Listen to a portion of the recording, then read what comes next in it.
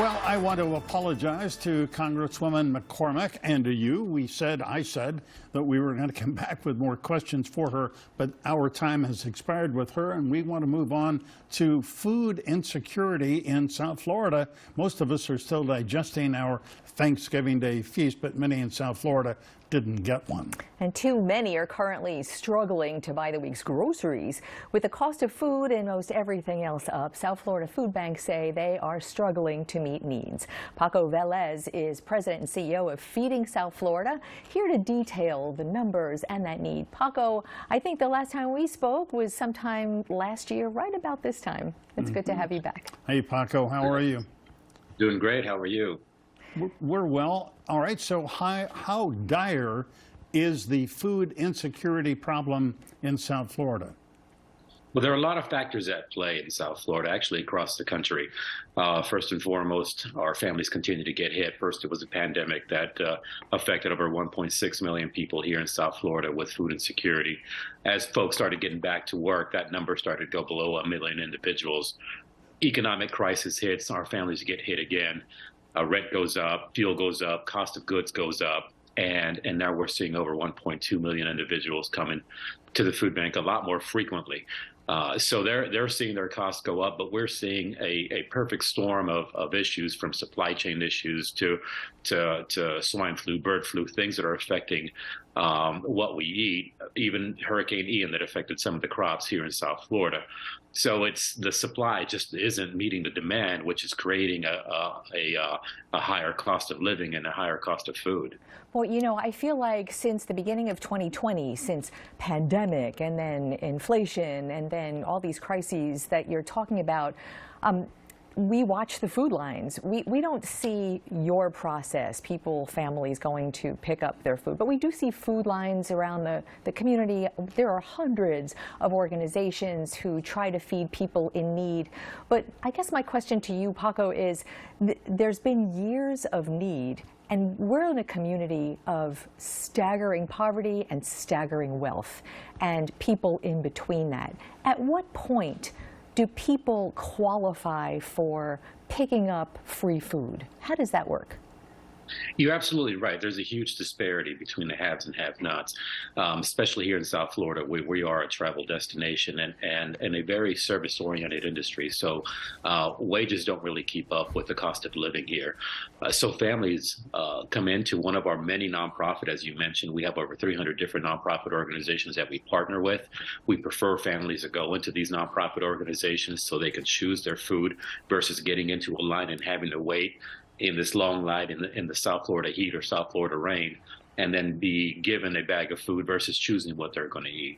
But families that go through our choice pantries, our mobile pharmacies, or our partner agency network, they share their information. They say, here's where I'm from, here's my income, and I'm not able to make ends meet. And for many families, the cost of food, the cost of rent, the cost of fuel, there's a gap. And as our network, our Feeding South Florida, Feeding America network, our role, our job, our duty is to eliminate one of those decisions and ensure families don't have to choose between food and anything else. Yeah, as you well know, Paco, there is the SNAP program, Supplemental Nutritional Assistance Plan, for people who are poor, disabled, seniors.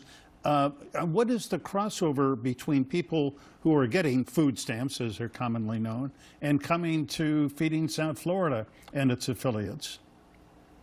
So SNAP, food stamps, it's really, you need to be a U.S. citizen, you need to be employed, and you need to be making under a certain amount of money in order to qualify for these benefits. Those are the three things that folks need to have in place. However, those benefits are just not stretching as far as they used to. So we're seeing families, instead of coming to us at the last week of their benefits when they're about to run out, they're coming to us after the first, maybe even second week of their benefits running out. So they're just not going as far as they used to. Where, Paco, does the food come from that you give out to families, whether it's in your warehouse or all of the network that you just described? Where's the food coming from? We have a diverse portfolio of food. We have great retailers. We have we have the largest retail pickup program in the Feeding America network across the country, with over 500 different retail partners that we pick up from here in South Florida. We work with distribution centers, manufacturers. We work with a great amount of growers. South Florida, a lot of people don't know, a huge agricultural community in Palm Beach County, Miami-Dade County, and then with our Feeding America network, we're able to go across the country and pick up from corporate partners like Kellogg's and Kraft and some of these bigger companies, where we're able to bring in food from across the country. So that involves trucks and gas and costs and logistics. And warehouses and Exactly. all kinds of things. Yeah, so that's the thing, is this economic crisis is affecting our families, but also affecting our fleet. You see behind me our fleet. We have diesel trucks. We also pick up from across the country, and the price of gas is going up. The price of transporting product is going up. The price of our lease here at this facility is going up from $780 to $1,150 square foot. So we're seeing a over 40% increase just in our facility. So there's a lot at play. And a lot of issues that are affecting our families and their access to food. Yeah. Paco, we have so many generous people who are viewers of Channel 10. We're grateful they're there, and I know many of them have written checks, have made donations to Feeding South Florida. Give us the address, the telephone number. If somebody wants to contribute, where do they do it?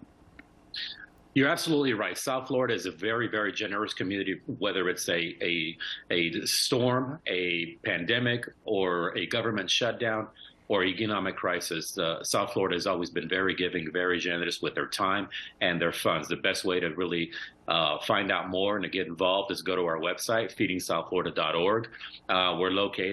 We're next door neighbors, so we're located in Pembroke Park, 2501 Southwest 32nd Terrace in Pembroke Park. Or just call us 954-518-1818.